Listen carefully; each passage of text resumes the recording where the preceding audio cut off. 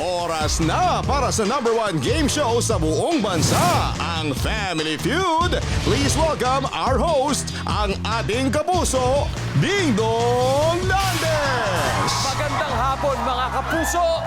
Pati na rin sa ating napaka-energetic na studio audience. Magandang hapon sa inyo. Mwah! Mag-hello nga muna tayo sa ating mga viewers dyan sa Lapu-Lapu, Cebu. Dahil ngayon po ay November 21. Ibig sabihin, fiesta dyan. Kaya nakikipiesta kami sa inyong tanan. At para lalo pong sumaya ang inyong fiesta, samahan nyo kami at tumutok sa pinakamasayang family game show sa buong mundo. Ito po ang Family Feud. Oh yeah! Alam ko, nakaka-amaze talaga ang technology ngayon. Dahil sa online streaming, marami tayong nadidiscover ng mga bagong banda, bagong music, bagong artists. Kagaya na lang ng dalawang teams natin dito na sumikat sa tulong ng streaming at social media platforms. Kaya i-welcome na natin sila. First up, ang alternative rock band na Nobita. Dito ng Nobita! O si Hitmakers talo na! Sama ng 200K! Bibili kami ng gitara! Nobita! Maraming salamat, Nobita! Ang inyong kalaban, the Gen Z singer and songwriters, the OC Hitmakers.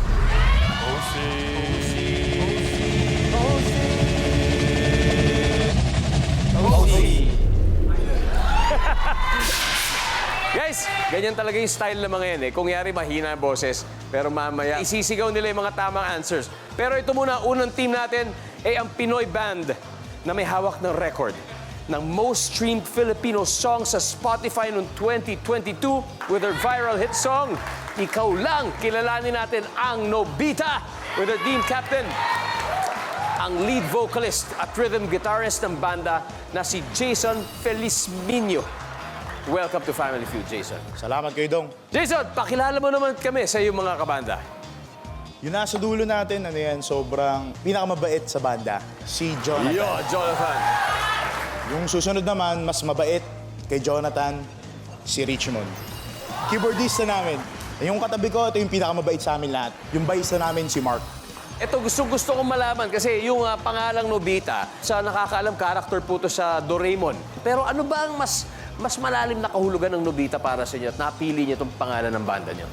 Actually, yung Nobita walang malalim na pinanggalingan eh. Yung pinagugutan namin talaga is dito sa GMA. Kasi batang 90s kami, nanonood kami ng Doraemon. Yes. So, ayun yung pinagugutan niya. Pero ang talagang deep meaning ng Nobita is to grow up, to be strong and clear. Wow! Hanep, di ba? May ibig sabihin. Pero dito sa Family Feud, kailangan parating clear at tama ang mga sagot ninyo. Ganun din yun. Kaya good luck sa inyo, Nobita. At bilang batang 90s, kasama niyo ako dyan. Good luck, Nobita. Pero speaking of batang 90s, eto naman ang makakalaban ninyo, mga Gen Zers. Here are the singer-songwriters from OC Records, the OC Hitmakers, with their team captain, Addy. Addy, welcome to Family Feud. Thank you so much for having Addy, us. pakilala mo naman ang mga kasama mo, please. This is MRLD, ang pinakamaangas na artist ng OC. Hello. And this is Ken Anaya, pinakamabait, tapos maangas din. And this is Sean Jr., pinakamalupit at pinakamaangas, tapos pinakamabait. Pare-pareho sila, malulupit, mga maaangas, magkakaalaman tayo mamaya. Welcome guys, welcome to Family Feud. Alam nyo, believe kami sa inyo lahat kasi kayo mga singer-songwriters, kung saan-saan kayo humuhugot ng inspirasyon sa mga kanta ninyo. Di ba? Parang halimbawa siyempre, si Taylor Swift doon sa mga sarili niyang personal relationships. Yes, Kayo ba, MRLD, saan ka ba humuhugot? Ako po is I usually read books po. So, yun po, dun po ako kumukuha ng ideas then for the songs I write. Sa books. Yes. Kenanaya. Personal experiences. Personal experience. Ano ba to? Love, family, ano ba? Adventure. Kahit ano depende siya. Parang depende sa experience ng buhay. Naka naman. Sian, how about you, Sian? Halo reality and fantasy. Pero madalas sa mga movies na napapanood ko, series, Fantasy, that's interesting. Aba, hanep ha. OC Hitmakers, good luck sa inyong musika. Pero good luck din dito sa game show ngayong hapon. Guys, ang mga kanta nyo, chart toppers. Pero sana mga sasagot nyo dito, top answers din. Kasi yun ang kailangan natin dahil ang team na mananalo ay mag-uwi ng up to 200,000 pesos. Kaya alamin na natin ang sabi ng survey team captains, Jason and Addy. Let's play Family Feud.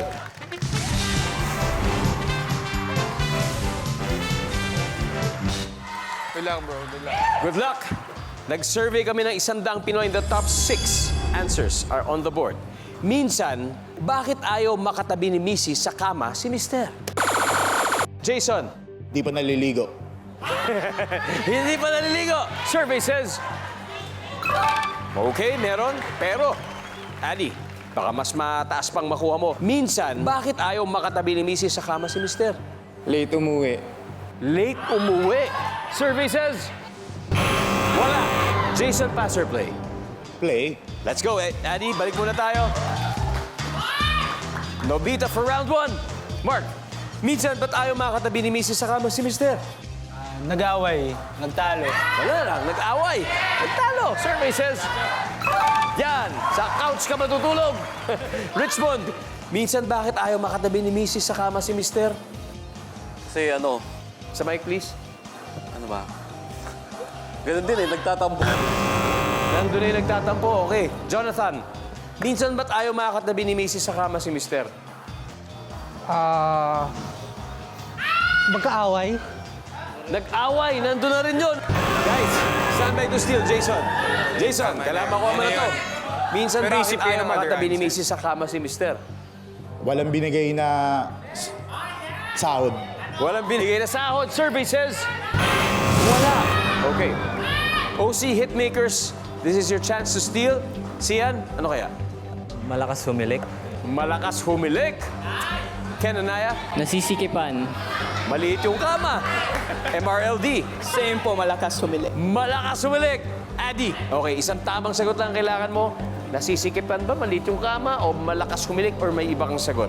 Minsan, bakit ayaw makatabi ni Mrs. sa kama si Mister? Malakas humilik. Malakas humilik. Alright, guys. Nandyan ba yan? Malalaman natin. Survey says... Top answer!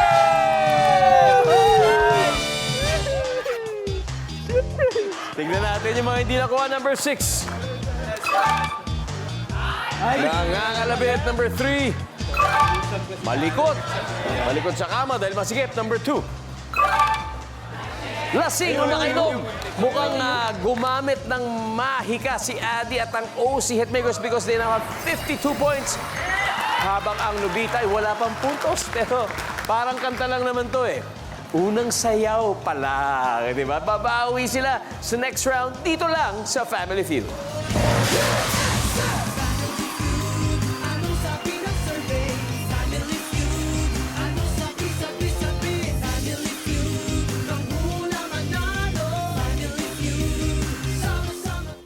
Nakatutok pa rin po kayo dito sa Family Feud. Bago tayo dumiretso sa round 2, quick survey muna tayo dito sa ating studio audience. Alam mo, isa sa mga paborito kong part to sa show na to. Pero ito yung tanong, bukod sa pakikinig sa mga emo love songs, ano ang ginagawa ng isang taong broken-hearted? Kayo muna. Okay. What's your name? Grace po. Hi, Grace. Okay, ano ang sagot mo dito? Ang sagot ko po, magpapagupit. Bakit magpapagupit? Kasi new life, new me. Di ba? Okay yun, ha? Ibig sabihin, parang nakapag-move on na. Yes. Parang ganon. Okay, thank you, thank you. And ikaw, bukod sa pakikinig sa mga emo love songs, anong ginagawa ng taong broken-hearted? Nagkikwento sa friend Nagkikwento sa friend, bakit naman? para malabas yung mga hugot sa buhay at yung hinakit niya. Tama naman, para hindi mo sinusolo yung sakit. Share mo yan. Share your blessings, sabi nga nila. Okay yun, I like that. Anyway, one last. Para eto, emo na emo ka agad ang dati mo. Anong pangalan mo? Well, my name is Ganda Wali! Ganda Wali! Okay, bukod sa pakikinig sa emo songs, anong ginagawa ng taong broken-hearted sa palagi ba? Survey question to, ha? Yes, kakaiba to! Mag-travel papunta kay ex dahil hindi pa ako nakakabobo! Sige. Yes! galingan mo yung pagta-travel mo, ha? Sa pag-travel mo, tugtugin mo yung mga tugtog nila. Dahil sigurado, may imo ka lalo. Anyway, maraming salamat sa inyo. Guys, balik tayo sa game. Leading po ang OC Hitmakers sa score na 52-0. Kaya tawagin na natin ang bahistang si Mark at ang Cebuana singer-songwriter na si MRLD. Let's play round 2.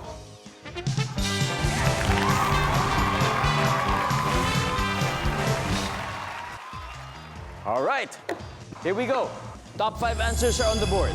Anong magagawa mo kapag sakay ka sa bus na hindi mo magagawa kapag sakay ka sa eroplano? MRLD. Matutulog po. Matulog! Pwede naman. Survey says,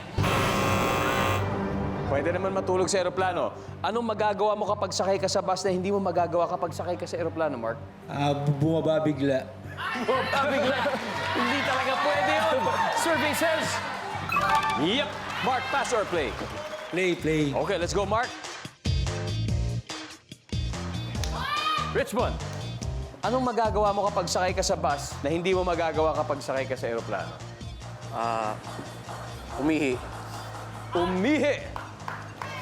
Actually, sa bus, bihira yung mga bus na may CR. Di ba? Hindi naman lahat. Hindi lahat ng bus. Pero meron. Survey says, wala. Jonathan, ano magagawa mo kapag sakay ka sa bus na hindi mo magagawa? Pag nasa eroplano ka, Tumayo ng matagal. tumayo ng matagal. Survey says, wala rin. O, game, ha? OC Hitmakers, pwede na kayong mag-usap-usap. Jason, anong magagawa mo kapag sakay ka sa bus na hindi mo magagawa pag nasa eroplano ka? Mag-stop over. Mag-stop over. Survey says, wala rin. Okay, guys, eto na ang chance nyo. Sian, ano kaya magagawa mo kapag kasakay ka ng bus na hindi mo magagawa pag sakay ka ng eroplano? Sumabit. Sumabi. Pero, si Tom Cruise nagawa niya. Oo nga eh. O, di ba? Nagawa ni Tom Cruise. Kenanaya, ano kaya? Magbayad sa konduktor. Magbayad sa konduktor. Kasi siyempre, sa aeroplano, bayad muna bago sakay. Di ba? MRLD. Ano po siguro, pumara. Umara. Adi. Okay, sa iyong final answer, ano magagawa mo kapag sakay ka sa bus na hindi mo magagawa pag nasa aeroplano ka? Mag 1, 2, 3. Yung wala na, tatakbuhan mo na. Di ba hindi pa nakakapunta yung konduktor sa'yo? Wala na, tatakbuhan mo na. 1, 2, 3 mo na. Ang sabi nila, ano kayang pwedeng term doon? Pero 1, 2, 3, o tatakbuhan siguro. Yun ang sabi nila. Nandyan ba yan, survey?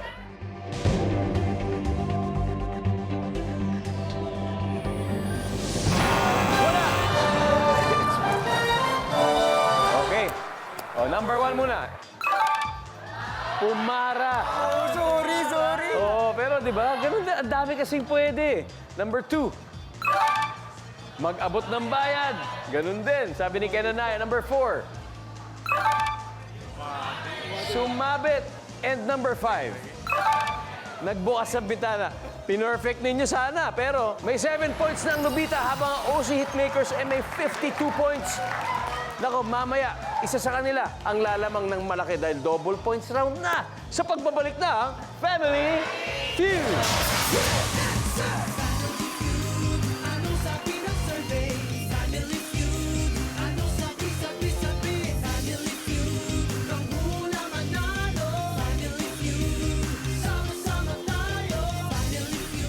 Still watching Family Feud. Hugot po, Hitmakers ang naglalaro ngayon dito sa studio. Next time, sana kayo naman ang nasa bahay ang maglaro dito. Dahil pwede po kayo magpadala ng audition video sa ating Facebook page. Nandyan lang po yan sa detalye sa ating Facebook para makasali kayo dito. Okay? At now back to the studio. Recap muna tayo ng scores. Ang Nobita ay may 7 points. Habang ang OC Hitmakers naman ay may 52 points. Ang mananalong team ay magkakaroon ng 20,000 para sa kanilang chosen charity. Kaya good luck sa inyo at this point. Tawagin na natin ang keyboardist na si Richmond at multi-instrumentalist from Lipa City, Batangas na si Kenanaya. Let's play round 3.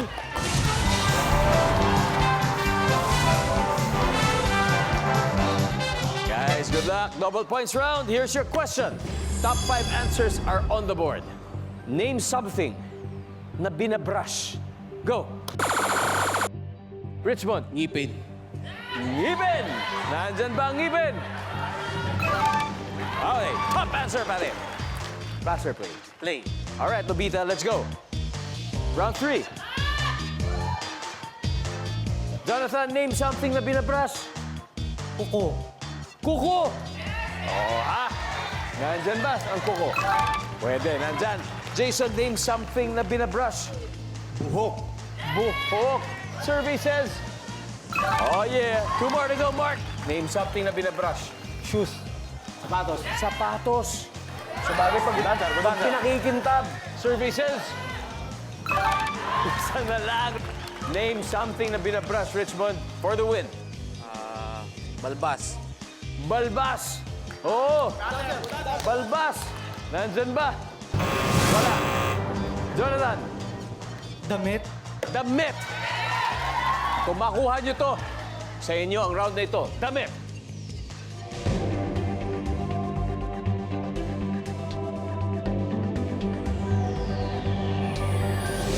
Malalaman natin kung nandyan ang damit sa pagbabalik ng Family Feud.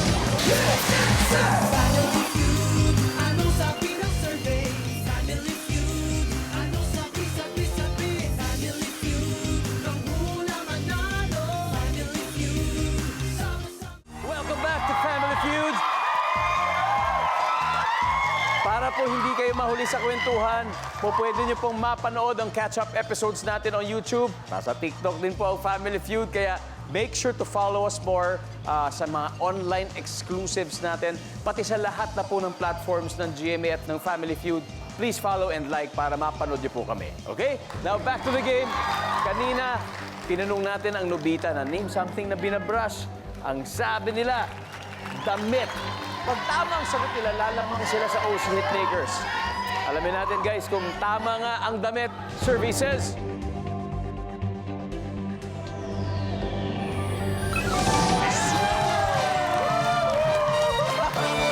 Swak na swak. After 3 rounds, finally, leading na ang Nobita sa score na 189 points. At may 52 points pa yun ang OC Hitmakers. Posible, di ba? Sabi ko sa inyo. Pero posible pa rin na sino man sa inyo ang manalo sa round na ito dahil triple points na ito. Okay? Kaya tapusin na natin ko, guys. Tawagin na natin ang drummer na si Jonathan Jr. at ang hip-hop and R&B singer na si Sean Jr. Let's go, guys!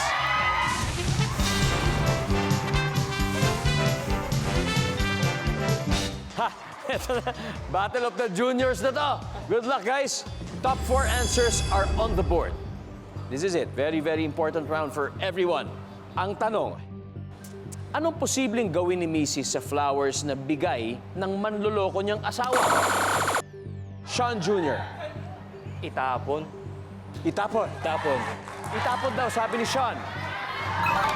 Top answer. Sean, this is it. Pass or play? Play. Let's go. Habol, habol. OC Hitmakers. Eddie, posibleng gawin ni Mrs. sa flowers na bigay ng manloloko niyang asawa? Sunugin. Sunugin! Nandyan ba yan? Nandyan. MRLD, ano kaya pwede pang gawin? Ibaon po. Ibaon sa lupa. Ibaon! Tinanim ulit! Survey says, wala. Kendanaya. Di tanggapin. Hindi tatanggapin. Di ba? Wala lang. Hindi tatanggapin yan. Survey says, wala. Sean, ulitin ko. Posibleng gawin ni Mrs. sa flowers na bigay ng manloloko niyang asawa. Ihampas kay Mister. Ihahampas. Survey says, okay. Adi, sana lang to. For the win. Okay. Kasi pag di mo makuha to, may chance sila mag-steal. Okay, Adi, don't worry, ulitin ko. Posibleng gawin ni Mrs. sa flowers na bigay ng manloloko niyang asawa. You got 3 seconds. Ilagay sa vase. Nandyan ba yan? Ilagay sa vase! Wala! Jonathan. Ibalik. Ibabalik. Okay. Richmond.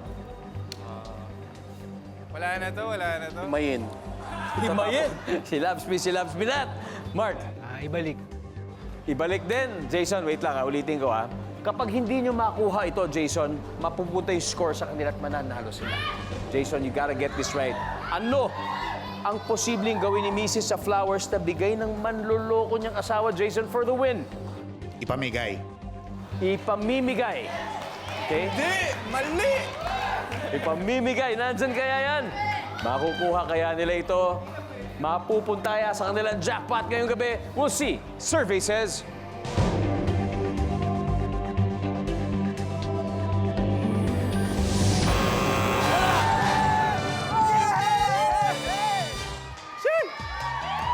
Isa na lang.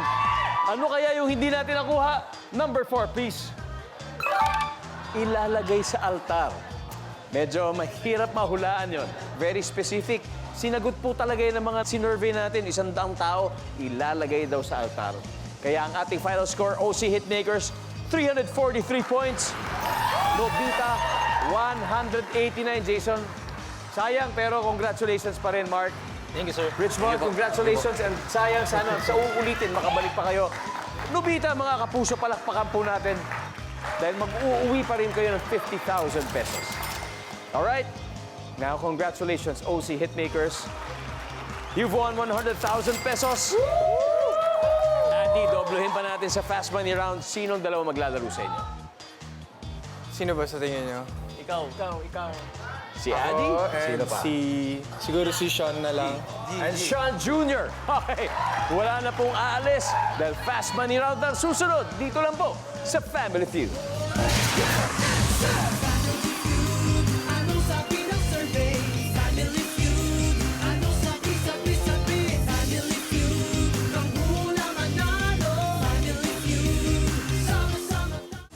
Welcome back to Family Feud.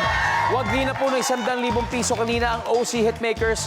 At dito sa Fast Money, may chance pa silang mag-uwi ng total cash prize na...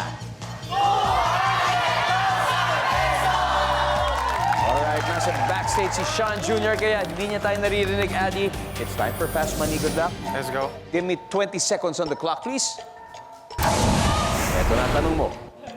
On a scale of 1 to 10, with 10 being the highest, gaano kabango ang hininga ng jowa mo? Go. 9. Fill in the blank. Holy blank. Molly. Bukod sa peanut butter, palaman sa tinapay. Jelly. Name something na gawa sa rubber. Band. Sa isang linggo, ilang beses ka nagne-nail cutter? Isa. Let's go, Annie.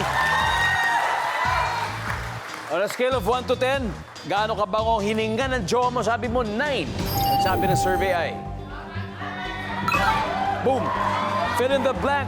Holy moly! Survey says... Wala! Bukod sa peanut butter, palaman sa tinay mo, sabi mo yung mga jelly, di ba? Mga strawberry jelly. Survey says... Wala! Something na gawa sa rubber, sabi mo rubber band. Survey says... Yep. Sa isang linggo, ilang beses ka nagne-nail cutter, sabi mo isang beses. Ang sabi ng ating survey ay... Boom! Taas! Addy, balik na tayo. 118 to go. Let's welcome back Sean Jr. Sean, kamusta yung pagtambay mo sa likod? Kinakabahan nga ako eh. Di naman halata eh. Hindi pala ako kinakabahan kasi alam ko nasagot lahat ni Adi. That's the spirit. Si Adi nakakuha ng 82 points. Not bad, di ba? Not bad, not bad. 118 to go, Sean Jr. 118? 118. At this point, makikita na ng mga manunood sa bahay ang sagot ni Adi. So give me 25 seconds on the clock, please. On a scale of 1 to 10, with 10 being the highest, gaano kabango ang hininga ng jowa mo? Go. 10. Fill in the blank. Holy blank. Cow? Bukod sa peanut butter, palaman sa tinapay. Cheese. Name something na gawa sa rubber. Shoes. Sa isang linggo, ilang beses ka nagne-nail cutter? Once. Isa pa. 2. Twice. Okay. Okay. Sean Jr., magkakaalaman na tayo. Sa isang linggo, ilang beses ka nagne-nail cutter? Sabi mo, 2. Ang sabi ng survey ay... Wow! Ang top answer ay isa na sagot ni Addy. Dale. Something na gawa sa rubber. Sabi mo, rubber shoes. Top answer. Survey says... Wow! Ang top answer ay tsinelas. Bukod sa peanut butter, palaman sa tinapay ang sabi mo cheese. Survey says... That's the top answer. Okay, 29 to go. Fill in the blank. Holy cow. Survey says... Holy Week ang top answer natin. Gaano kabango ang hininga ng jowa mo? Sabi mo 10. 29 to go. Survey says... 29. Nandiyan kaya yan?